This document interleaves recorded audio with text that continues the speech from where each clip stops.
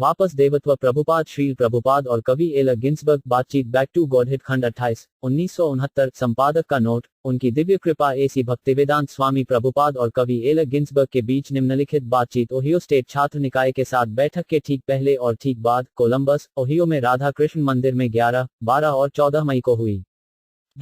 रत्नों से भरी ये बातचीत उपाख्यानों, धर्मशास्त्र, स्मृति चिन्ह, स्पष्ट टिप्पणी, उपदेश, वैदिक संकेत, ज्ञान, हास्य, भविष्यवाणी और आनंद महत्वपूर्ण है क्योंकि इनमें कई पश्चिमी लोगों और विशेष रूप से युवा अमेरिकियों के सवालों के संक्षिप्त अभी तक पूर्ण उत्तर हैं। खुद को पाते हैं कृष्ण भावनामृत के बारे में पूछना या तो मौखिक रूप से या भावनात्मक रूप से। वे इसलिए भी महत्वपूर्ण हैं क्योंकि वे भगवत गीता के सबसे महत्वपूर्ण राजदूत और इस सदी के सबसे प्रसिद्ध अमेरिकी कवि के पश्चिम में आने की कुछ प्रमुख चिंताओं को प्रकट करते हैं। बातचीत को सीधे टेप रिकॉर्डर से ट्रांसक्रिप्ट किया जाता है और 2 किश्तों में पूरी तरह से शामिल किया जाता है। 11 मई 1969 को रात के लगभग 9:30 बजे राधा कृष्ण मंदिर में एक 3 मंजिला घर कोलंबस ओहियो में all American city A C Bhaktivedanta Swami Prabhupada के शिष्यों ने एल गिन्सबर्ग और पीटर ओलोवस्की को प्रभुपाद के कमरे में प्रवेश कराया। एल अभी लुइसविले, केंटकी से आया है और अपने अपस्टेट न्यूयॉर्क फार्म में सेवानिवृत्त होने से पहले कॉलेज कविता पढ़ने का एक लंबा दौरा समाप्त कर रहा है। हाल ही में बोस्टन मंदिर से पहुंचे प्रभुपाद नए कोलंबस केंद्र की शुरुआत कर रहे हैं। जब एल प्रवेश करता है, प्रभुपाद व्यापक रूप से मुस्कुराते हैं। एल, हरे कृष्ण। वह प्रणाम करते हैं, तो हम कल गाएंगे। प्रभुपाद, हाँ। एल, क्या यह आपकी पहली यात्रा है? प्रभुपाद, पहली मुलाकात, हाँ। एल, क्या आपके पास पूरा घर है? प्रभुपाद, हाँ, वे बहुत अच्छा कर रहे हैं। दोपहर में हमने विश्वविद्यालय ओहियो स्टेट में कुछ बैठक की। कीर्तन, हम जहां भी जाते हैं कीर्तन और बोलते हैं। आपने हमारी पुस्तक भगवान चैतन्य की शिक्षाएं देखी हैं? वह एल को एक प्रति सौंपता है। एल, नहीं, मैंने वह नहीं देखा। यह नया है। प्रभुपाद, हाँ। एल, इस्कॉन प्रकाशित हो चुकी है, कहाँ मुद्रित? प्रभुपाद, जापान। एल, जापान में छपा। सुंदर, बहुत मेहनती, यह अद्भुत है। प्रभुपाद, अगली किताब आ रही है, भक्ति का अमृत। एल, वह क्या होगा, आपका अपना लेखन? प्रभुपाद, नहीं, यह रूप गोस्वामी की पुस्तक भक्ति रसामृत सिंधु का अधिकृत अनुवाद है। एल, किसका? प्रभुपाद, रूपा गोस्वामी, भगवान चैतन्य के प्रमुख शिष्य। 6 गोस्वामी, भगवान चैतन्य के प्रत्यक्ष शिष्य और 3 अन्य गोपनीय हैं। तो 6 गोस्वामी में रूपा गोस्वामी प्रमुख हैं। वह बंगाल में नवाब हुसैन शाह की सरकार में वित्त मंत्री थे। लेकिन जब भगवान चैतन्य ने अपना आंदोलन शुरू किया तो वे मोहित हो गए और उन्होंने सरकारी सेवा से इस्तीफा दे दिया और शामिल हो गए। उन्होंने अपार साहित्य लिखा। मैं बस इतना ही कह रहा था। नरोत्तम दास ठाकुर कहते हैं, रूपराघुनाथ पादे हैं आकुति कावे हमा बुझावा से जुगला पीरिति। कोई राधा और कृष्ण के वैवाहिक प्रेम को समझ सकता है जब वह इन गोस्वामी द्वारा प्रस्तुत साहित्य के माध्यम से जाता है। तो यह पहली पुस्तक है भक्ति रसामृत सिंधु, भक्ति के अमृत का सागर। यह राधा कृष्ण के बारे में विभिन्न वैदिक साहित्य के उद्धरणों का उपयोग करते हुए एक बहुत ही अधिकृत पुस्तक है और कृष्ण के साथ संबंधों के विभिन्न चरणों, शांतारस, वात्सल्य, प्रशंसा। भगवान महान है, यह भी एक चरण है, परमेश्वर की महानता की सराहना करना। फिर आगे विकास, दास्य, सेवा करने को तैयार। ओह, भगवान बहुत महान है, मुझे सेवा करनी चाहिए क्योंकि हम में से हर कोई किसी न किसी की सेवा कर रहा है। सर्वोच्च की सेवा क्यों नहीं करते? कोई भी सेवा से मुक्त नहीं है क्योंकि हम संवैधानिक रूप से सेवक हैं। या तो तुम महा के दास बनो या माया के। जैसे हमारे जीवन की किसी भी स्थिति में हमें राज्य के कानूनों का पालन करना होता है। यदि हम कहते हैं कि हम नहीं मानेंगे तो हम कारागार में आ जाते हैं, हम मजबूर होंगे। इसी तरह माया और कृष्ण, अगर हम कृष्ण का पालन नहीं करते हैं तो माया के पास आएं, हम मुक्त नहीं हो सकते। यह हमारी स्थिति नहीं है। स्वतंत्रता निराशा है। एल, क्या आपको रिचर्ड अल्पर्ट नाम का एक आदमी याद है? प्रभुपाद, नहीं। एल, वह कई साल पहले हार्वर्ड में टिमोथी लेरी के साथ काम करते थे। फिर उन्होंने भारत में काम किया और एक शिक्षक पाया और अब हनुमान जी के भक्त हनुमान जी के शिष्य हैं। हम माया और अमेरिका की वर्तमान स्थिति के बारे में बात कर रहे थे और उन्होंने कहा कि भारत में उनके शिक्षक ने उन्हें बताया कि एलएसडी पश्चिमी लोगों के लिए कलियुग का एक मसीह था। जैसे जैसे कलियुग मोटा और मोटा होता गया वैसे वैसे मोक्ष भी आसान होगा। और आसान और प्रभुपाद, यह एक बहुत अच्छा वसीयतनामा है कि कलियुग में मोक्ष बहुत आसान है। श्रीमद् भागवत का भी यही संस्करण है। लेकिन वह प्रक्रिया यह कीर्तन है, एलएसडी नहीं। एल, ठीक है, वहां तर्क यह था कि जो लोग केवल विशुद्ध भौतिक रूप में, रासायनिक रूप में, पूरी तरह से भौतिक रूप में मोक्ष को स्वीकार करेंगे, उनके लिए कृष्ण में एक गोली के रूप में उभरने का हास्य था। प्रभुपाद, बात यह है कि जब यह भौतिक रूप है तो मोक्ष कहाँ है? यह भ्रम है। एल, व्यक्तिपरक प्रभाव लगाव को खत्म करना है। दौरान प्रभुपाद, अगर आपको किसी सामग्री से लगाव है, तो यह काटने का लगाव कहाँ है? एलएसडी एक भौतिक रसायन है। तो अगर आपको एलएसडी की शरण लेनी है तो आप पदार्थ की मदद लें। तो तुम पदार्थ से मुक्त कैसे हो? व्यक्तिपरक अनुभव यह है कि एलएसडी के नशे की स्थिति में आप महसूस करते हैं कि एलएसडी एक भौतिक गोली है और यह वास्तव में मायने नहीं रखता है। प्रभुपाद, यह जोखिम भरा है। यह जोखिम भरा है। तो अगर एलएसडी एक भौतिक लगाव है, जो मुझे लगता है, तो क्या ध्वनि नहीं है? शब्दार्थ ध्वनि अवतार एक भौतिक लगाव भी है? प्रभुपाद, नहीं, शब्दा आध्यात्मिक है। मूल रूप से, जैसा कि बाइबल में कहा गया है, सृष्टि हो, यह ध्वनि है। यह आध्यात्मिक ध्वनि है। सृष्टि वहां नहीं थी। ध्वनि ने सृष्टि की रचना की। इसलिए ध्वनि मूल रूप से आध्यात्मिक है। और ध्वनि से आकाश का विकास हुआ, आकाश से वायु का विकास हुआ, वायु से अग्नि का विकास हुआ, अग्नि से जल का विकास हुआ, जल से भूमि का विकास हुआ। ध्वनि पहला तत्व है? प्रभुपाद, हाँ। परंपरागत रूप से पहली ध्वनि क्या थी? प्रभुपाद, वेद कहते हैं ओम। तो कम से कम हम आपकी बाइबल से समझ सकते हैं कि भगवान ने कहा, सृष्टि हो, तो यह ध्वनि है, और सृष्टि है। भगवान और उनकी आवाज अलग नहीं है। निरपेक्ष। मैं कहता हूं, गिन्सबर्ग, यह आवाज और आप थोड़े अलग हैं। लेकिन ईश्वर अपनी ऊर्जा से अलग नहीं है। शक्ति शक्तिमतोर भेदा। शक्ति ऊर्जा और शक्तिमक्त ऊर्जावान अलग नहीं है। बिल्कुल आग और गर्मी की तरह। वे अलग नहीं हैं, लेकिन गर्मी आग नहीं है। आप गर्मी को आग से या आग को गर्मी से अलग नहीं कर सकते। लेकिन आग गर्मी नहीं है। अच्छा, ध्वनि कृष्ण? प्रभुपाद, हाँ, कृष्ण से अलग नहीं है। सभी परिस्थितियों में? प्रभुपाद, सभी परिस्थितियां, हाँ। लेकिन यह मेरी प्रशंसा का सवाल है, मेरे एहसास का। यह मेरी पवित्रता पर निर्भर करता है। अन्यथा यह कृष्ण ध्वनि और कृष्ण अलग नहीं है। इसलिए, अगर हम ध्वनि कृष्ण को कंपन करते हैं, तो तुरंत हम कृष्ण के संपर्क में हैं, और कृष्ण शुद्ध आत्मा है, और तुरंत मैं आध्यात्मिक हो जाता हूं। जैसे अगर आप बिजली को छूते हैं, तो तुरंत आप विद्युतीकृत हो जाते हैं। और जितना अधिक आप विद्युतीकृत होते हैं, उतना ही आप कृष्णीकृत होते जाते हैं। तो जब आप पूरी तरह से कृष्णीकृत हो जाते हैं, तब आप कृष्ण के मंच पर होते हैं। वक्तादेह पुनर्जन्म नैति ममेति कौन्तेय। फिर जब आप पूरी तरह से कृष्णीकृत हो जाते हैं, तो आप इस भौतिक अस्तित्व में वापस नहीं आते हैं। तुम कृष्ण के साथ रहो। अवैयक्तिकवादी कहते हैं, विलय, यह कम बुद्धिमान है। विलय का मतलब व्यक्तित्व को खोना नहीं है। जैसे एक हरा पक्षी हरे पेड़ में प्रवेश करता है। यह विलीन होता हुआ प्रतीत होता है, लेकिन पक्षी ने अपना व्यक्तित्व नहीं खोया है। अभी भी व्यक्तित्व है। इसी तरह, कृष्ण गीता के दूसरे अध्याय में कहते हैं कि मैं, आप, अर्जुन और ये सभी लोग इकट्ठे हुए। ऐसा नहीं है कि वे पहले नहीं थे, नहीं ऐसा है कि वे मौजूद नहीं होंगे। इसका मतलब है कि मैं, आप और ये सभी व्यक्ति अतीत में व्यक्ति थे। वर्तमान में हम देखते हैं, व्यवहारिक रूप से, और भविष्य में वे व्यक्ति बने रहते हैं। और व्यक्तिगत रूप से हम, अपने वर्तमान अस्तित्व में, हम में से प्रत्येक, व्यक्तिगत हैं। आपके अपने व्यक्तिगत विचार हैं, मेरे अपने व्यक्तिगत विचार हैं। हम एक साझा मंच पर सहमत हैं, यह अलग बात है, लेकिन हम व्यक्ति हैं।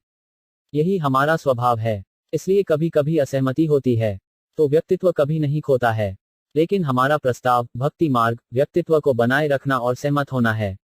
हमारे समर्पण का मतलब है कि हम हर चीज में कृष्ण से सहमत हैं, हालांकि हम व्यक्तिगत हैं। यदि कृष्ण कहते हैं कि हमें मरना है, तो हम मर जाते हैं, प्रेम के कारण। लेकिन हम व्यक्तिगत हैं, जिसे हम नकार नहीं सकते। लेकिन, मैं क्यों मरूं? वह विशेषाधिकार मुझे मिला है। जैसे अर्जुन से कहा गया था, अब मैंने तुम्हें भगवद गीता सिखाई है। अब तुम जो चाहो, करो, यथा इच्छसि तथा कुरु। जैसा आपको पसंद, वह व्यक्तित्व को नहीं छूता है। लेकिन अर्जुन ने स्वेच्छा से आत्मसमर्पण कर दिया। हाँ, करिसे वचन तवा। हाँ, मैं वही करूंगा जो तुम मांगोगे। उसने अपना फैसला बदल दिया। पहले उसने लड़ाई न करने का फैसला किया, लेकिन फिर वह राजी हो गया। करिसे वचन तवा। यह समझौता, यह एकता है। उस एकता का अर्थ सजातीय रूप से मिलाना नहीं है। नहीं, वह अपना व्यक्तित्व रखता है और कृष्ण अपना व्यक्तित्व रखते हैं। यह एकता है, व्यक्तित्व को खोना नहीं। हम अपना व्यक्तित्व नहीं खो सकते। हम मूल रूप से व्यक्तिगत रूप से बने हैं।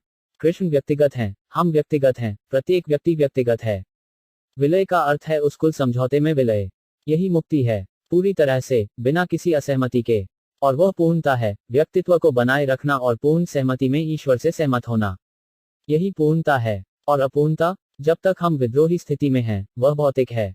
क्योंकि जो कृष्ण से असहमत होने की थोड़ी सी भी इच्छा रखता है, वह वहां कृष्ण के धाम में नहीं रह सकता। वहां एकमात्र प्रमुख व्यक्ति कृष्ण है। तो जो कृष्ण से सहमत होने के लिए पूरी तरह से प्रशिक्षित हैं, उन्हें सहयोगी के रूप में स्वीकार किया जाता है। भगवद गीता कहती है, बहुन जन्मन्मन्ते ज्ञानवन मम प्रपद्यते। आध्यात्मिक जीवन में ज्ञान की खेती के कई जन्मों के बाद पूरी तरह से ज्ञात बुद्धिमान व्यक्ति मेरी शरण में जाता है। बहुन जन्मम पूरी तरह से मेरे लिए वह कैसे समर्पण करता है।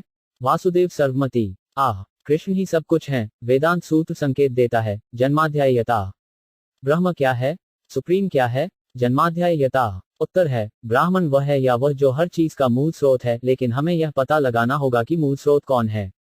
तो इसके लिए बुद्धि की आवश्यकता है। तो जब कोई कई जन्मों के बाद, संस्कृति के बाद पूरी तरह से बुद्धिमान होता है, तो वह देखता है, यहाँ है उत्पत्ति कृष्ण, वसुदेव सर्वम इति सा महात्मा सुदुर्लभ। वह महात्मा, वह महान आत्मा बहुत कम देखने को मिलता है, इसलिए हम शॉर्टकट प्रक्रिया दे रहे हैं जो बहुत कई जन्मों के बाद प्राप्त करना है। हम केवल कृष्ण को समर्पण करने के लिए कह रहे हैं। वही कृष्ण भावनामृत है। यह मानव समाज के लिए सबसे बड़ा वरदान या योगदान है। और अगर वास्तव में कोई बुद्धिमान है, तो वह हमारी बात मान लेगा कि अगर किसी को कई जन्मों के बाद इस बिंदु पर आना है कि कृष्ण ही सब कुछ है, वासुदेव सर्वमति, इसे तुरंत स्वीकार क्यों नहीं करते। क्या आप सचमुच पुनर्जन्म लेते हैं। प्रभुपाद हाँ। कठिनाई क्या है। मुझे अभी याद नहीं है कि मैं पहले पैदा हुआ था। प्रभुपाद तुम्हें अपना बचपन याद नहीं है। इसका मतलब यह नहीं है कि आपका बचपन नहीं था। क्या आपको याद है जब आप छोटे लड़के थे, तुमने क्या किया। कुछ चीजें, बहुत छोटा नहीं, लेकिन प्रभुपाद, या जब आप अपनी माँ के गर्भ में थे, क्या तुम्हें याद है। नहीं। प्रभुपाद क्या इसका मतलब यह है कि आप नहीं थे। नहीं, इसका मतलब यह नहीं है कि मैं नहीं था। प्रभुपाद तब आपको याद नहीं है कि कोई कारण नहीं है। भगवत गीता में यही समझाया गया है, देहनो स्मिन यथा देहे कौमाराम यौवन जरा तथा देहतारा प्रप्तिर्धीरस तत्र न मुह्यति भ 2.13। हालांकि मुझे यह याद नहीं है कि मैंने अपनी माँ के गर्भ में क्या किया, लेकिन इसका मतलब यह नहीं है कि मेरा शरीर छोटा नहीं था। शरीर बदल जाता है। मैं यहाँ हूँ, इसलिए मैं इस शरीर को बदलता हूँ, मैं रहता हूँ। यह सिर्फ सामान्य ज्ञान तर्क है। मैं हर दिन, हर पल अपना शरीर बदल रहा हूँ। तुम्हारा बचपन का शरीर और यह शरीर एक नहीं है। आपने इस शरीर को बदल दिया है, लेकिन इसका मतलब यह नहीं है कि आप एक अलग व्यक्ति हैं। लेकिन मैंने वास्तव में कुछ भी नहीं देखा या सुना है, लेकिन अब मैं जो देखता हूँ और सुनता हूँ, मैं जो देखता और सुनता हूँ वही मुझे याद रहता है। मैंने कभी पिछले अवतार या पिछले जन्मों का कोई उचित या रोमांचकारी वर्णन नहीं सुना है। प्रभुपाद तुमने कभी नहीं सुना। मैंने इसके बारे में कुछ भी समझदार नहीं सुना है, कुछ भी जो वास्तव में मुझे सोचता है, यह होना चाहिए। प्रभुपाद और क्यों नहीं। पिता के पहले दिन से आपका शरीर माँ के गर्भ में और माँ की सेक्स लाइफ बिल्कुल मटर की तरह आ जाती है, तब यह विकसित होता है। तो मटर से आप इस मुकाम पर आ गए हैं। शरीर बदल रहा है, तो क्या आश्चर्य है यदि आप इस शरीर को बदलते हैं और फिर से एक और मटर का शरीर लेते हैं। समझने में क्या कठिनाई है। ठीक है, यह समझने में कठिनाई होगी कि एक शरीर से दूसरे शरीर में कोई भी स्थायी अस्तित्व है, या चेतना के किसी भी रूप की निरंतरता है। प्रभुपाद फिर आपको परामर्श करना होगा। जैसे जब आप कुछ समझ नहीं पाते हैं, तो आप किसी महान अधिकारी से सलाह लेते हैं। ऐसा नहीं है। रात में मुझे इसका सपना देखने के लिए पर्याप्त नहीं है। नहीं, मुझे इसे प्यार करने के लिए पर्याप्त नहीं है। शब्द काफी नहीं है। मुझे इसे प्यार करने के लिए अधिकार पर्याप्त नहीं है। प्रभुपाद आप अधिकार को स्वीकार नहीं करते हैं। जोर से प्यार करने के लिए पर्याप्त नहीं है। प्रभुपाद नहीं, प्रेम के अलावा परामर्श करो, परामर्श करो। नहीं, ऐसा नहीं है कि मैं अधिकार को स्वीकार नहीं करता, यह सिर्फ इतना है कि मैं एक प्राधिकरण को भी नहीं समझ सकता जो कहता है कि मैं वहां हूं जब मैं खुद को वहां महसूस नहीं करता। प्रभुपाद मान लीजिए जब आप किसी कानूनी परेशानी में होते हैं तो आप किसी वकील के पास जाते हैं। आप क्यों कहते हैं कि आप समझ नहीं सकते। जब आप बीमार होते हैं तो डॉक्टर के पास जाते हैं। आप जिस अधिकार को स्वीकार करते हैं। अमेरिका में हमें अधिकार के साथ बहुत कठिनाई हुई है। यहाँ यह एक विशेष समस्या है। प्रभुपाद नहीं, यह गलतफहमी है। हमारा अधिकार हमें स्वीकार करना होगा। बच्चे को अधिकार स्वीकार करना होगा। वह हमेशा पूछता है, माँ यह क्या है। पिताजी यह क्या है। वह शुरुआती बिंदु है। पूछो पूछो पूछो। ज्ञान प्राप्त करने का यही तरीका है। तत्विज्ञानार्थ सगुरुम एव अभिगच्छेत। वैदिक आदेश यह है कि यदि आप उस विज्ञान को समझना चाहते हैं तो आपको गुरु के पास जाना होगा। और आप अपने पिछले जीवन को आधिकारिक ग्रंथों के विवरण से या आत्मनिरीक्षण से समझते हैं। प्रभुपाद नहीं, हमें सहयोग करना होगा। जैसे भगवत गीता में यह कहा गया है कि सुसीनाम श्रीमद् गेहे योगृस्तो विजयते। जो इस कृष्ण भावनामृत को समाप्त नहीं कर सका, वह दो स्थानों पर जन्म लेता है, या तो बहुत अमीर परिवार में या बहुत शुद्ध ब्राह्मण परिवार में, एक ब्राह्मणवादी संस्कृति परिवार में। तो अपने जीवन से मैंने अनुभव किया कि जब मैं बहुत छोटा बच्चा था, 6 या 7 साल का, मैं कृष्ण से बहुत प्यार करता था और मुझे इन दो चीजों का अवसर मिला। हालांकि मेरे पिता बहुत अमीर नहीं थे, लेकिन वे शुद्ध वैष्णव थे। वह भगवान कृष्ण के बहुत बड़े भक्त थे। कलकत्ता में। प्रभुपाद, कलकत्ता में। और संयोगवश मेरा जन्म एक बहुत ही धनी परिवार में हुआ था। तुमने मेरे कलकत्ता में नाचते हुए उस चित्र को देखा है? काशी मौलिक का परिवार, वे बहुत ही कुलीन परिवार हैं। मैं उस परिवार से नहीं था, लेकिन मैं उस परिवार में पैदा हुआ था। और शुरू से ही काशी मौलिक परिवार में एक अच्छा राधा कृष्ण मंदिर है। तो मैं देवता के सामने खड़ा था और मैंने कहा, आह, यहाँ कृष्ण है। आह, लोग कहते हैं कि वह मर चुका है। वह भी कैसे? और फिर मैंने अपने पिता से पूछा, ओह, मैं कृष्ण की पूजा करूंगा, मुझे देवता दो। तो मेरे पिता ने मुझे राधा कृष्ण दिया और मैं जो कुछ भी खा रहा था, मैं चढ़ा रहा था। तो शास्त्रों का कथन और मेरा तथ्यात्मक अनुभव सहयोग करते हैं। हमें ऐसा ही एक उदाहरण लेना होगा। आप देखिए, साधु, शास्त्र, गुरु, वाक्या। हमें 3 चिकित्सकों से हर चीज का परीक्षण करना है: आध्यात्मिक, गुरु, शास्त्र और पवित्र व्यक्ति। पवित्र शास्त्र का अर्थ है बाइबल की तरह ही एक लेखन। बाइबल क्या है? शास्त्र। शास्त्र क्यों है? इसमें पूरी तरह से साधु, पवित्र व्यक्ति, एक आध्यात्मिक गुरु, प्रभु यीशु मसीह के निर्देश शामिल हैं। इसलिए शास्त्र है। शास्त्र का अर्थ है एक मुक्त पवित्र व्यक्ति का कथन। वही साधु है। इसलिए पवित्र व्यक्ति और आध्यात्मिक गुरु के माध्यम से शास्त्रों का परीक्षण किया जाना चाहिए। आध्यात्मिक गुरु को शास्त्र और पवित्र व्यक्ति के माध्यम से परीक्षण किया जाना चाहिए, और पवित्र व्यक्ति को आध्यात्मिक गुरु और शास्त्र के माध्यम से परीक्षण किया जाना चाहिए। पवित्र व्यक्ति और शास्त्र में क्या अंतर है? प्रभुपाद, कोई फर्क नहीं, लेकिन किसी को यह परखना होगा कि क्या वह पवित्र व्यक्ति है। फिर उसे शास्त्र के कथन के साथ सहयोग करना होता है। एक आध्यात्मिक गुरु का परीक्षण करना होता है कि क्या वह पवित्र व्यक्ति है और क्या शास्त्र के कथनों के साथ सहयोग है। साधु, शास्त्र, गुरु, वाक्या तिनेते करिया एक्य। ठीक वैसे ही जैसे कोर्ट में अनुभवी वकील बोल रहे हैं और सबूत दे रहे हैं। साधु, शास्त्र और जज फैसला दे रहा है। यहाँ एक बयान है, यहाँ एक कानून की किताब है। इसलिए जज यह भी परख रहे हैं कि वकील कैसे बोल रहा है और वह कानून की किताब के साथ कैसे सहयोग कर रहा है। इसी तरह हर चीज को ऐसे ही परखना होता है। शास्त्र से परामर्श किया जाना चाहिए, और हमें किसी भी व्यक्ति को आध्यात्मिक गुरु या पवित्र व्यक्ति के रूप में स्वीकार नहीं करना चाहिए यदि वह शास्त्र के बयानों के साथ सहयोग नहीं करता है। उसे खारिज कर देना चाहिए। कल हमें क्या गाना चाहिए? क्या आपने कार्यक्रम की व्यवस्था के बारे में सोचा है? प्रभुपाद, जैसा तुम चाहो। हयग्रीव, हमारे पास एक सभागार है जिसमें कम से कम 1000 लोग बैठेंगे। तब शायद 500 या उससे अधिक मंच पर खड़े हो सकते हैं या बैठ सकते हैं। प्रभुपाद, तो आप नामजप के बारे में कैसा महसूस कर रहे हैं? मैं अब से लगातार नामजप कर रहा हूँ। मैं इसका अधिक से अधिक आनंद लेता हूँ। हाल ही में पीटर और मैं मंचों पर एक साथ नामजप कर रहे हैं और हाल ही में हम रघुपति राघव राजा राम गा रहे हैं। क्या आपके कैनन का वह हिस्सा भी है? प्रभुपाद, नहीं, कोई नुकसान नहीं है, लेकिन शास्त्र में हरे कृष्ण मंत्र के इस जाप की सिफारिश की गई है। जहां तक संबंध है, हरे कृष्ण जप में सबसे अधिक मनभावन है।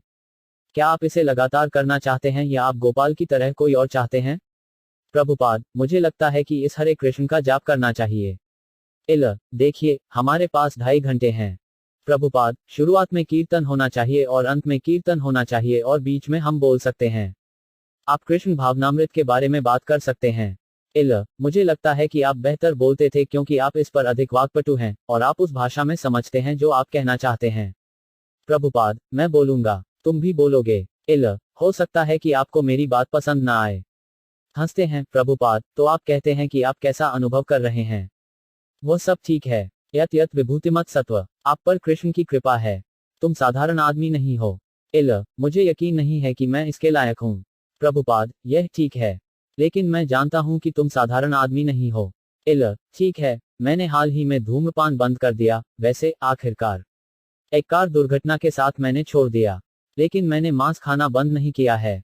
तो क्या है प्रभुपाद, आप लगभग 3 महीने तक हमारे साथ रहे। तब तुम भूल जाते हो।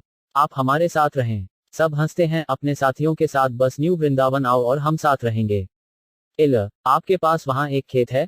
प्रभुपाद, हाँ, और तुम सब कुछ भूल जाओगे। पूर्ण कृष्ण भावना भावित।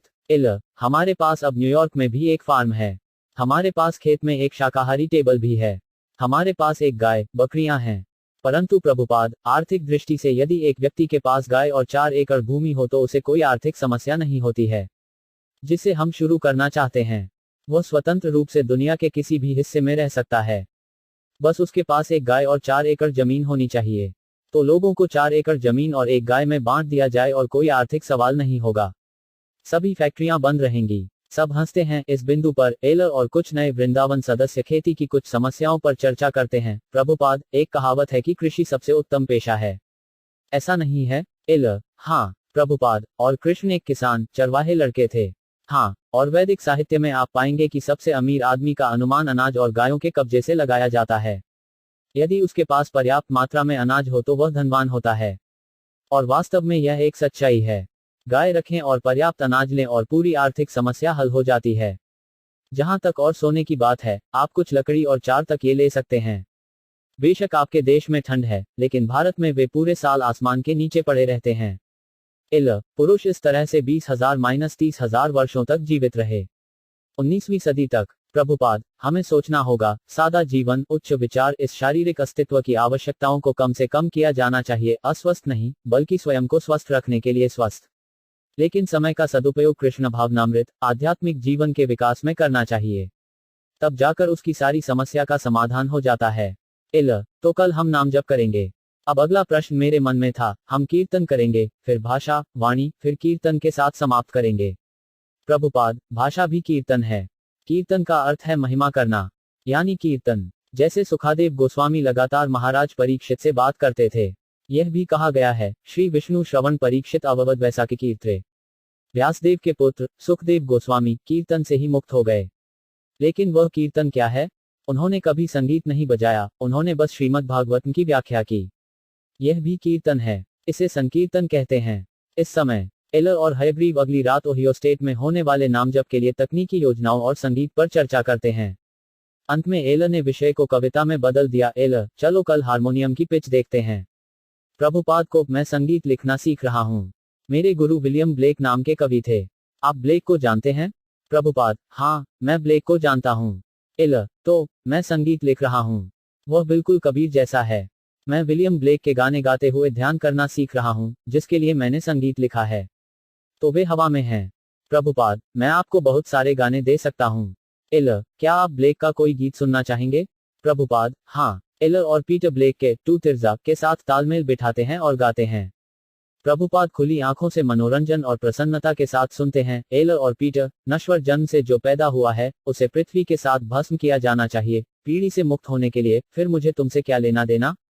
तू मेरे नश्वर भाग की माँ, क्रूरता से मेरे हृदय को ढाला, और झूठे आत्मा धोखा देने वाले आंसुओं से मेरे नथुने, आंख और कान बांध दिए। बेवकूफ मिट्टी में मेरी जीभ बंद कर दी और मुझे नश्वर जीवन के साथ धोखा दिया। यीशु की मृत्यु ने मुझे आजाद कर दिया, फिर मुझे तुमसे क्या लेना देना?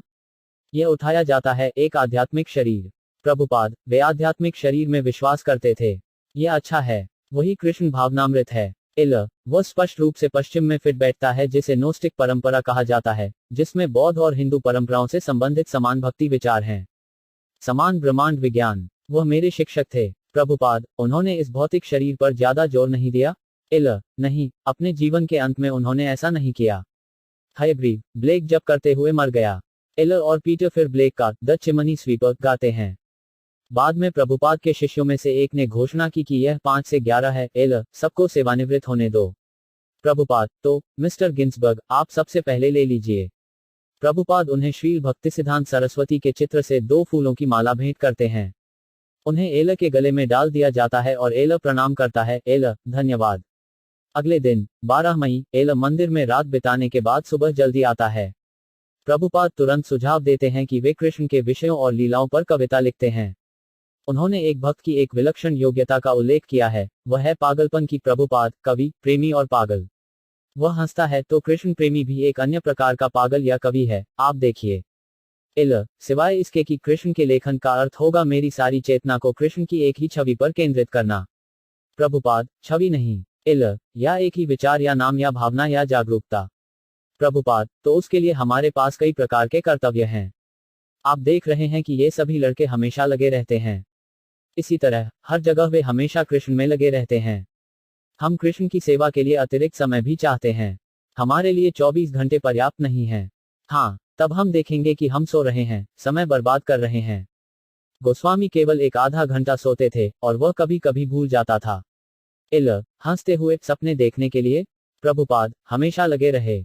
उन्होंने हजारों किताबें लिखी हैं। यदि लेखन नहीं होता तो जप, नृत्य, बातें, हमेशा कृष्ण भावनामृत में लगे रहते थे। कि हमें हमारे गुरु महाराज ने सिखाया है 24 घंटे कृष्ण के साथ जुड़ाव। तो हमारे मन में माया के प्रवेश की कोई गुंजाइश नहीं है। वह हमेशा यही रहती है, इसलिए यहाँ आग है, मैं छू नहीं सकता। भक्तिदास कहते हैं, भक्ति यदितय भगवन् स्थिरस्य दैवेना फलते दिव्य किशोर मूर्ति। मुक्ति मुकुलितांजलि सेवाते अस्मन धर्मार्थ काम समय प्रतीक्षा। एक महान भक्त विल्लभमंगला ने 700 वर्षों तक भक्ति सेवा की। वे 700 वर्ष तक वृंदावन में रहे। उस तस्वीर में आपने सुरुडस को देखा है? सुरुडस कवि? प्रभुपाद हाँ, उन्हें सुरुडस के नाम से जाना जाता है।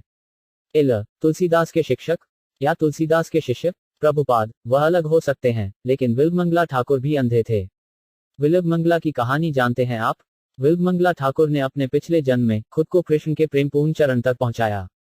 बिल्कुल नहीं, अभी पूर्व की अवस्था भाव परमानंद, लेकिन किसी न किसी तरह से वह समाप्त नहीं कर सके, इसलिए भगवत गीता के निर्देश के अनुसार उन्हें एक अच्छे ब्राह्मण परिवार में जन्म दिया गया।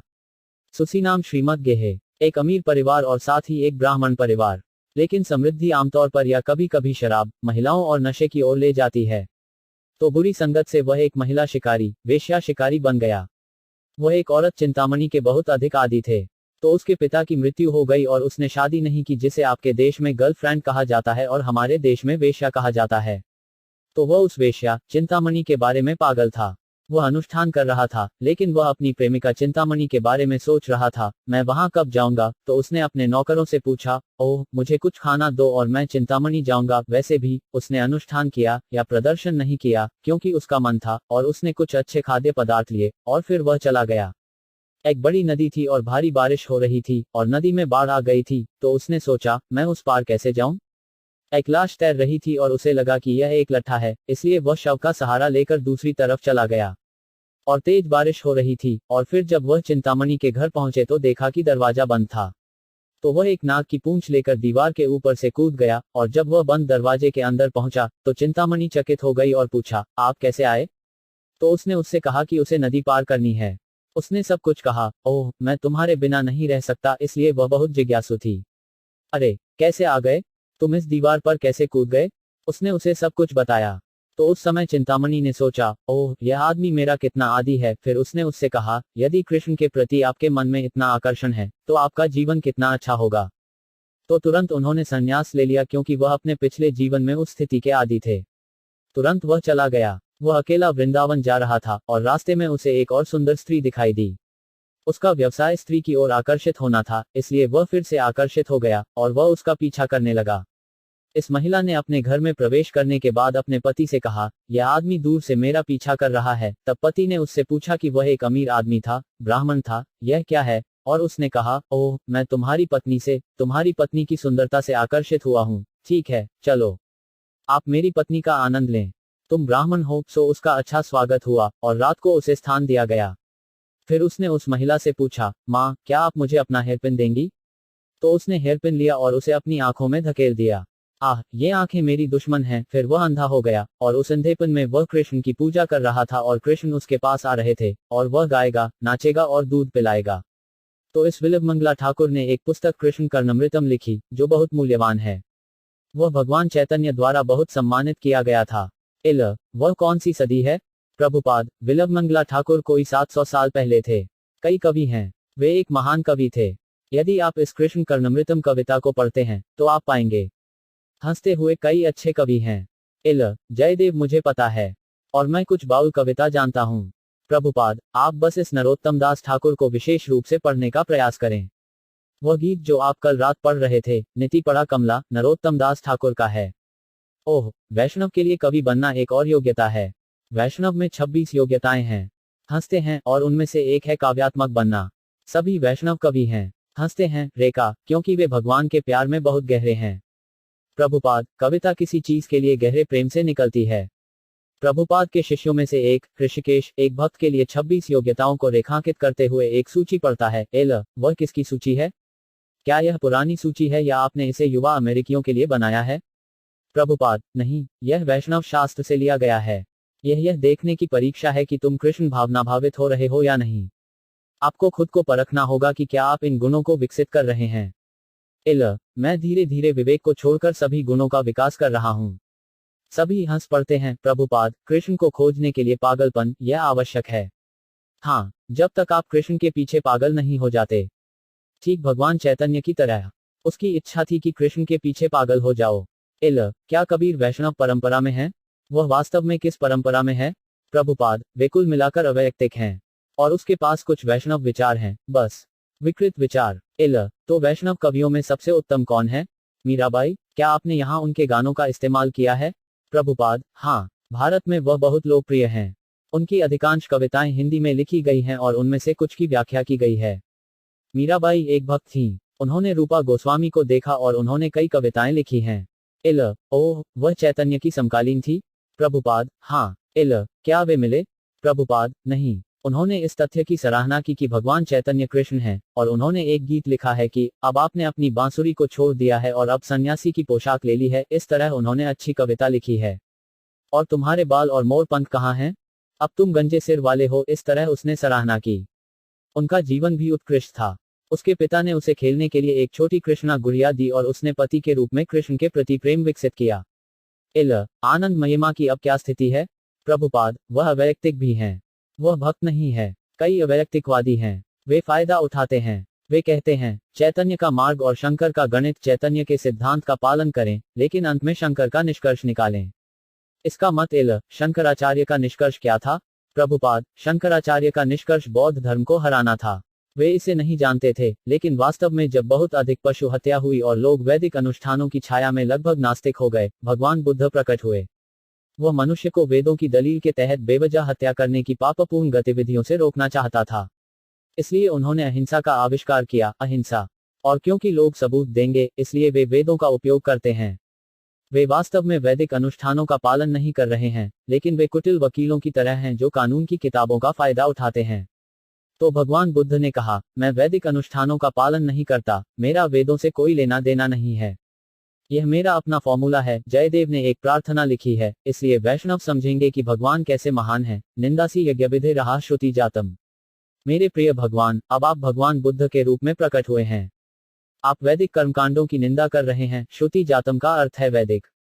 क्यों? सदा हृदय दर्शिता पशुघाटम। आप गरीब जानवरों को बेवजह मारे जा रहे देखने के लिए बहुत दयालु हैं। केशव धृते बुद्ध सर्रा। जय जगदीश हरे। जगदीशा की जय हो। अब आपने भगवान बुद्ध का रूप धारण कर लिया है और तुम उसकी लीलाएं खेल रहे हो, तो भगवान बुद्ध को कृष्ण के अवतार के रूप में स्वीकार किया जाता है। श्रीमद् भागवत में कहा गया है कि वे 9वें अवतार हैं। 8वां कौन था? प्रभुपाद, 8 थे बलादेव, कृष्ण के बड़े भाई बलराम। बुद्ध 9वें और बलदेव 8वें हैं। प्रभुपाद, 10वां है कैकी। कल्कि का स्वभाव क्या है? प्रभुपाद, भागवत में कल्कि की प्रकृति का वर्णन किया गया है। वह एक राजकुमार की तरह आएगा, तलवार और घोड़े की पीठ पर शाही पोशाक, बस हत्या, कोई उपदेश नहीं। सभी बदमाश मारे गए, अब कोई उपदेश नहीं। हंसते हैं, आप हंसते हैं, लेकिन उनके पास यह समझने का दिमाग नहीं होगा कि भगवान क्या है। भगवान को समझने के लिए दिमाग नहीं होगा? प्रभुपाद, वे बहुत नीरस होंगे, इतने नीरस। हाँ प्रभुपाद, इसे समझने के लिए मस्तिष्क की आवश्यकता होती है, जैसे भागवत में कहा गया है कि इव प्रसन्ना मनसो भगवत भक्ति योगत।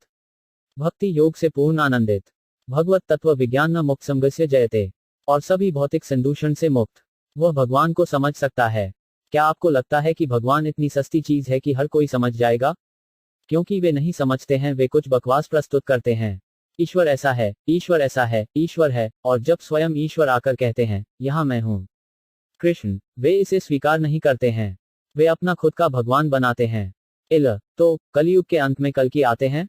प्रभुपाद, हाँ। क्या कल्कि कलयुग चक्र से जुड़ी हैं? प्रभुपाद, हाँ, कल्कि। हाँ। तो वह कलयुग के अंत में युग को समाप्त करने के लिए आएंगे। प्रभुपाद, तब सतयुग शुरू होगा। कौन सा है? प्रभुपाद, सात्विक का अर्थ है पवित्र। लोग पवित्र, सच्चे, लंबे समय तक जीवित रहने वाले होंगे। क्या वे लोग हैं जो बने रहते हैं या जो भी नई सृष्टि विनाश से निकलती है? प्रभुपाद, उनमें से कुछ रहेंगे। इसे पूरी तरह खत्म नहीं किया जाएगा। उनमें से कुछ रहेंगे, पवित्र। परित्राण्य साधु विंसय च दुष्कृतम। सभी उपद्रवियों को मार डाला जाएगा और उनमें से कुछ पवित्र रहने के लिए होना चाहिए। क्या आप इसे एक ऐतिहासिक घटना के संदर्भ में सोचते हैं जो आपके शिष्यों के जीवन में घटित होगी? प्रभुपाद, नहीं। यह अब से कम 400,000 साल बाद होगा, कम से कम। तो उस समय मेरे शिष्य कृष्ण के साथ होंगे। सब लोग खुशी से हंसते हैं और जो उनका अनुसरण नहीं करेंगे वे मजा देखेंगे। हंसते हैं। एल, क्या लोग अब भी 400,000 वर्षों में हरे कृष्ण का जाप करेंगे? प्रभुपाद, नहीं, हरे कृष्ण 10,000 वर्षों के भीतर समाप्त हो जाएंगे। अब हरे कृष्ण नहीं होंगे। एल, तो क्या बचेगा? प्रभुपाद, कुछ नहीं, वहां मैं तुझे मारकर खाऊंगा और तू मुझे मारकर खा जाएगा। वही रह जाएगा, न अनाज होगा, न दूध, न चीनी, न फल, इसलिए मुझे तुम्हें खाना पड़ेगा और तुम्हें मुझे खाना पड़ेगा। मांस खाने की पूरी सुविधा। सब हंसते हैं। कृष्ण बहुत दयालु हैं। हंसी फिर से, वह सुविधा देगा। ठीक है, गाय और बछड़े क्यों? तुम अपना ही पुत्र ले लो। एल, हाँ। प्रभुपाद, नागों की तरह वे अपनी संतानों को खाते हैं। बाघ, तो यह सब होगा। समझने के लिए दिमाग नहीं होगा, उपदेशक नहीं, और कुछ नहीं।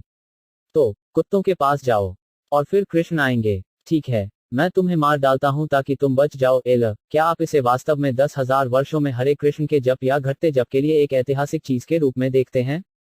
प्रभुपाद, हाँ। एल, ठीक है, तो क्या आपको लगता है कि अधिक लोग हरे कृष्ण का जाप करेंगे या कम? प्रभुपाद, अरे हाँ, और लोग।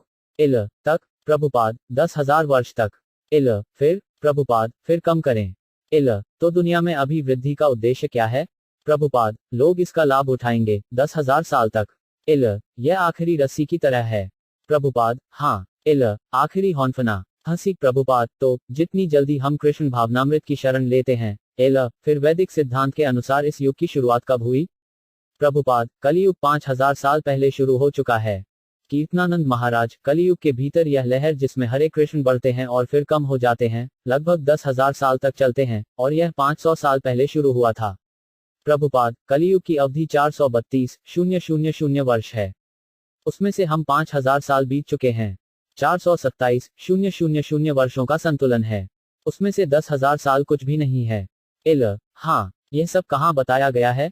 प्रभुपाद, वैदिक साहित्य, भागवत पुराण। एल, भागवत पुराण में कलियुग में क्या हो रहा है इसका विस्तृत विश्लेषण है। उसके कुछ अनुवाद हैं। प्रभुपाद, 12वें सर्ग में कलियुग का वर्णन है और अब आप पाएंगे कि सभी विवरण सत्य हो रहे हैं। एक कथन है, शिवकार में भी उद्बाहे। विवाह केवल समझौते से होगा और ऐसा किया जा रहा है। और लावण्यम केशधर्नम, लोग सोचेंगे कि बालों का गुच्छा रखने से कोई बहुत सुंदर हो जाता है, यह सच हो रहा है। ये वहां लिखे गए हैं। सब चीजें हैं। एल, भागवत पुराण में भी चैतन्य पंथ का प्रावधान है? प्रभुपाद, अरे हाँ, कृष्ण वर्णम तविसा और कृष्णम, वह भगवान चैतन्य की शिक्षाओं की पुस्तक में है। यह वहां का पहला उद्धरण है। एल, तो यह भागवत पुराणम के इस उद्धरण पर है कि चैतन्य ने अपनी प्रणाली का निर्माण किया? प्रभुपाद, नहीं, नहीं, यह एक कार्यक्रम है जो पहले ही प्रस्तुत किया जा चुका है और वह कार्यक्रम को निष्पादित करने के लिए आया था, ठीक वैसे ही जैसे हमारी बैठक पहले से ही कार्यक्रम की गई है। मैं आकर इसे अंजाम देता हूँ, बस इतना ही। एल, हाँ। प्रभुपाद, ऐसा कहा जाता है, कलयुग में सर्वोच्च भगवान एक के रूप में आते हैं जो हमेशा श्री कृष्ण के पवित्र नाम का जप करते हैं, जो स्वयं श्री कृष्ण हैं, जिनका रंग पीला है। यह आप श्रीमद् भागवत 11वें सर्ग 5वें अध्याय 32 श्लोक में देखेंगे। इसलिए हमने भगवान चैतन्य को कृष्ण के रूप में स्वीकार किया है, अव्यवहारिक रूप से नहीं। उपनिषद, महाभारत, पुराण, भागवत, सभी वैदिक शास्त्रों में प्रमाण हैं। एल, ठीक है, तो इस 10,000 साल की अवधि के भीतर केवल कृष्ण का नाम सुनने वाले ही जप करके कृष्ण की पूजा कर सकते हैं। प्रभुपाद, कीर्तनतेव कृष्णस्य मोक्षमगा परम ब्रजेट, श्रीमद् भागवत में भी यही कहा गया है। एल, तो क्या कृष्ण नाम जप का अभ्यास करने वाले ही मोक्ष प्राप्त कर सकते हैं? प्रभुपाद, तुरंत मुक्त किया जा सकता है और घर वापस जा सकता है, वापस भगवान के पास। एल, और बाकी सभी लोग युग में और गहरे से जुड़ते जाते हैं। प्रभुपाद, हाँ, तो अगर कोई शास्त्रों में विश्वास करता है तो उसे इस कृष्ण भावनामृत को अपनाना चाहिए। वो है बुद्धि अधिकृत शास्त्रों का लाभ उठाना। आप भागवत में पाएंगे कि चंद्रगुप्त का इतिहास है और जर्मन राजा बनेंगे, अर्थात अंग्रेजी व्यवसाय, मुसलमानों का व्यवसाय, केकेतेजु, जिसका अर्थ भारत में बिहार प्रांत है। भविष्यति, क्योंकि भागवत पुराण 5,000 साल पहले लिखा गया था और भगवान बुद्ध लगभग 2,600 साल पहले प्रकट हुए थे, इसलिए इसे भविष्यति कहा गया है। भविष्य में, कलियुग की शुरुआत में, भगवान बुद्ध के रूप में प्रकट होंगे, उनकी माता का नाम अंजनासुता होगा और उनका व्यवसाय नास्तिकों को धोखा देना होगा। एल, नास्तिकों को धोखा देने के लिए? प्रभुपाद, हाँ, सन्मोह सुरद्विसम, सुरद्विसम का अर्थ है नास्तिक। सुरद्विसम, जो भगवान के भक्तों से ईर्ष्या करते हैं, अर्थात नास्तिक। तो हतप्रभ करने के लिए वह विस्मयकारी क्या है? नास्तिक इस जानवर की हत्या में इतने लीन हो गए कि वे भगवान के बारे में सब कुछ भूल गए। तो वे कहते हैं, भगवान क्या है? यह मायने नहीं रखता। भगवान बुद्ध कहते हैं, हाँ, कोई भगवान नहीं है। कोई भगवान नहीं है। शून्य। लेकिन मैं जो कहता हूं, तुम उसका पालन करो। हाँ, यह ठीक है, लेकिन वह भगवान है। क्या यह धोखा नहीं है? हंसते हैं। ठीक है, हाँ, सिवाय इसके कि वह न तो ईश्वर होने का दावा करता है और न ही ईश्वर होने का। प्रभुपाद, लेकिन वह यह नहीं कहते कि मैं भगवान हूं, वह कहता है कि कोई भगवान नहीं है। नहीं, वह यह नहीं कहता कि ईश्वर भी नहीं है। वह कहता है, प्रभुपाद, बस इतना ही। वैसे भी। हंसते हैं। स्वयं के अस्तित्व की सभी धारणाओं के साथ साथ स्वयं के गैर अस्तित्व की सभी अवधारणाएं और साथ ही सर्वोच्च स्व के अस्तित्व की सभी धारणाएं, साथ ही साथ सर्वोच्च के गैर अस्तित्व की सभी अवधारणाएं स्वयं समान रूप से मनमानी है, केवल अवधारणाएं हैं। प्रभुपाद, हाँ, यह शब्दों की बाजीगरी है, लेकिन सिद्धांत यह है कि वे ईश्वर में विश्वास नहीं करते थे। तो फिर भी बौद्ध कहते हैं कि वे ईश्वर में विश्वास नहीं करते, लेकिन वे भगवान बुद्ध की पूजा कर रहे हैं। इतने सारे मंदिर हैं, ठीक उसी तरह जैसे हम पूजा करते हैं। यह पालौकिक धोखा है। Transcendental cheating. हंसी। प्रभुपाद, जैसे कभी कभी पिता को अपने बच्चे को धोखा देना पड़ता है। यह धोखा नहीं है, वही कल्याण है। लेकिन जाहिर तौर पर उसे धोखा देना पसंद है। आप देखिए, बच्चा किसी बात पर जिद करता है। हाँ, तुम सही कह रहे हो, लेकिन तुम इसे ऐसे ही करते हो और तुम बहुत अच्छे लड़के हो। लेकिन वैष्णव वैदिक साहित्य में वे बुद्ध भगवान हैं। ईश्वरविहीन लोग अलग तरह से भगवान की पूजा कर रहे हैं। अगर कुछ नहीं है तो वे बुद्ध की पूजा क्यों करें? ठीक है, कड़ाई से बोलते हुए, कोई बुद्ध की पूजा नहीं करता है। प्रभुपाद, बर्मा और जापान में बड़े बड़े मंदिर हैं। लेकिन मंदिरों में प्रथा है। प्रभुपाद, हो सकता है, वह थोड़ा अलग है, बस इतना ही। लेकिन मंदिर की पूजा है, भगवान है। जैन बौद्ध धर्म में और प्रभुपाद, वह बाद का आविष्कार है। मूल रूप से भगवान बुद्ध की प्रतिमा की पूजा चारों ओर की जाती थी। मूल रूप से कोई बुद्ध नहीं थे। सिद्धांत के लिए एक पहिया था, धर्म एक पहिया और फिर एक छत्र। प्रभुपाद, लेकिन हम ऐतिहासिक पुरातात्विक साक्ष्यों से देख सकते हैं कि फिर जब यूरोपियन भारत आए। प्रभुपाद, यह यूरोपीय लोगों का सवाल नहीं है। फिर उन्होंने एक मानवमुखी बुद्ध की मूर्ति बनाई। रेखा, बंगाली महिला नहीं, यह उससे बहुत अलग था। क्योंकि मैंने बुद्ध की महान मुद्रा को देखा, जिस तरह से एक छोटे से गांव में उनकी मृत्यु हुई। मैंने बुद्ध को निर्वाण में देखा, एक 22 फुट की सोने की मूर्ति, ठीक उसी तरह जैसे उन्होंने अपनी मृत्यु के समय झूठ बोला था।